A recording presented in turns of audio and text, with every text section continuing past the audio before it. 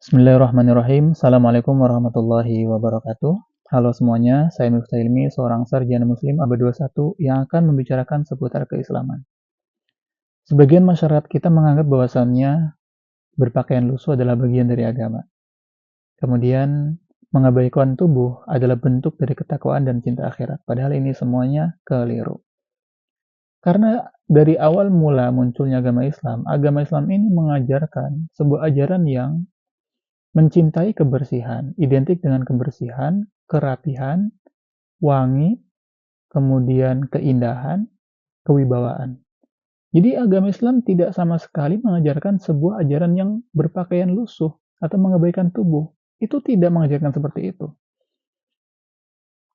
Karena biar bagaimanapun, dari ujung rambut sampai ujung kaki, semua yang ada dalam tubuh kita ini kan amanah dari Tuhan. Jadi ketika kita merawatnya, kita sama saja dengan ibadah.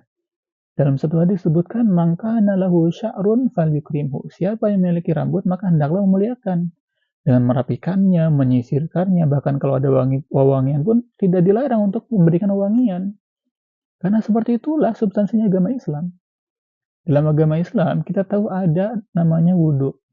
Wudhu ini menjadi syarat sahnya suatu ibadah. Sholat yang 5 waktu itu yang wajib. Itu nggak sah kalau nggak ada wudhu, bayangkan. Jadi kebersihan ini, itu adalah apa ya? Salah satu substansi agama Islam. Ajarannya itu mengajarkan kebersihan. Wudhu ini berasal dari kata al-wadu'ah yang berarti kebersihan, keindahan yang bersinar. Jadi wudhu ini bukan hanya sampai batas kebersihan saja, tapi di atas kebersihan. Jadi melepaskan segala kotoran, baik zahir maupun batin, kemudian menghiasi dengan keindahan. Itu wudhu. Bayangkan.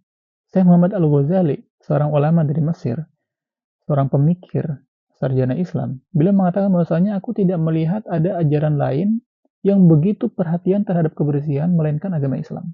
Agama Islam itu sangat-sangat perhatian dengan kebersihan, keindahan gitu. Bahkan berdandan itu bukan tabarruj, bagi wanita berdandan itu bukan tabarruj. Berdandan itu justru oleh Rasulullah dianjurkan. Jadi dalam satu hadis riwayat Aisyah, satu hari ada seorang perempuan yang menjulurkan tangannya dari balik bilik kepada Rasulullah, ingin memberikan surat kepada Rasulullah. Rasulullah melihat tangan perempuan tersebut dan Rasul tidak tahu gitu. Ma'adri ahadza yadu rajulin am yadu imra'atin. Aku nggak tahu, kata Rasulullah, saya tidak tahu ini tangan perempuan atau laki-laki gitu. Maka perempuan tersebut menjawab, ini tangan perempuan ya Rasulullah. Ya Rasulullah, kalau kamu memang perempuan, maka hiasilah tanganmu sampai berwarna merah gitu. Maksudnya ini apa? Warnailah gitu dengan kutek atau apa itu kan bahasanya. Jadi kukunya itu perempuan itu ya hendaknya diwarnai gitu biar indah. Jadi Rasulullah tuh di sini mengajarkan bahwasanya keindahan. Karena perempuan kan suka berdandan, maka berdandanlah. Karena ajaran agama Islam mengajarkan sebuah keindahan. Gitu. Jadi berdandan itu bukan tabarruj. Tabarruj itu kan mempertontonkan perhiasan, bersolek, kemudian berwewangian yang sampai dapat mengundang syahwat. Tapi selama itu batas normal, ya itu tidak dilarang gitu. Bukan berarti ketika agama Islam melarang bertabarruj, kita harus berpenampilan lusuh, berpenampilan bau, tidak memakai wangian, tidak. Karena setiap orang itu menyukai keindahan. Fitrah manusia itu menyukai kebersihan dan keindahan. Begitupun dengan lelaki gitu. Lelaki pun harus berdandan, tapi ada batas normalnya. Jangan sampai berdandan yang menyerupai wanita. Memakai wangian kan disunahkan, ke masjid memakai wangian. Saking agama Islam ini ajarannya mengajarkan sebuah kewangian, kerapihan, keindahan, kewibawaan. Itu dalam satu hadis, dalam hadis riwayat Imam Muslim, itu sebutkan bahwasanya barang siapa yang memakan bawang putih ataupun bawang merah, kemudian mulutnya bau, maka hendaklah ia menjauhi kami dan menjauhi masjid-masjid kami. Jadi kata Rasulullah, kalau ada orang-orang yang makan bawang putih atau bawang merah yang menyebabkan bau mulut, itu jangan sampai dia datang ke masjid. Jauhilah kami semuanya.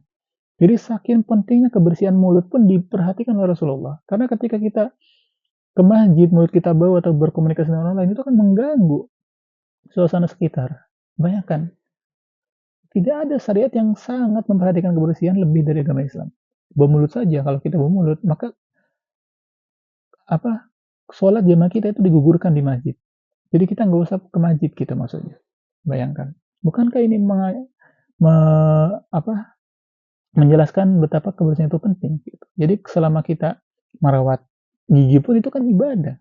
Semua dari ujung sampai ujung ketika kita merawat itu semuanya sunnah yang dianjurkan oleh Rasulullah SAW.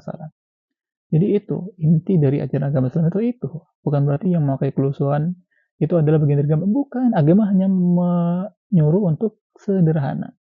Bahkan agama Islam itu tidak melarang yang namanya dengan kemewahan. Dalam satu ayat dalam Al-Quran disebutkan, Qul man harrama zinatullahi allati akhraja li'ibadihi minat thayyibat. Allah berfirman, katakanlah Muhammad, siapa yang mengharamkan perhiasan yang telah disediakan oleh Allah untuk hamba-hambanya. Jadi nggak dilarang memakai emas, memakai apa gitu kan. Semua yang ada di dunia ini itu kan memang disediakan untuk manusia. Jadi selama kita mengolahnya dengan baik ya maka itu baik. Yang dilarang itu ketika kemewahan untuk kesombongan, yang dilarang itu sombongnya. Yang dilarang itu ketika kita menyukai kemewahan namun untuk pamer, yang dilarang itu pamernya. Namun mengelola kemewahan itu bukan dilarang, tidak dilarang. Selama itu ya untuk bersyukur, untuk berbagi dalam kebaikan itu nggak dilarang. Yang dilarang itu sombongnya, pamernya, ria dan lain sebagainya. Nah, jadi kita harus menyampaikan ini kepada masyarakat yang masih menganggap bahwasannya berpakaian lusuh adalah bagian dari agama. Itu bukan. Mengabaikan itu adalah bentuk dari kecintaan terhadap akhirat dan ketakwaan. Itu bukan, salah. Karena tubuh kita ini aman yang harus dirawat gitu. Semoga bermanfaat. Assalamualaikum warahmatullahi wabarakatuh.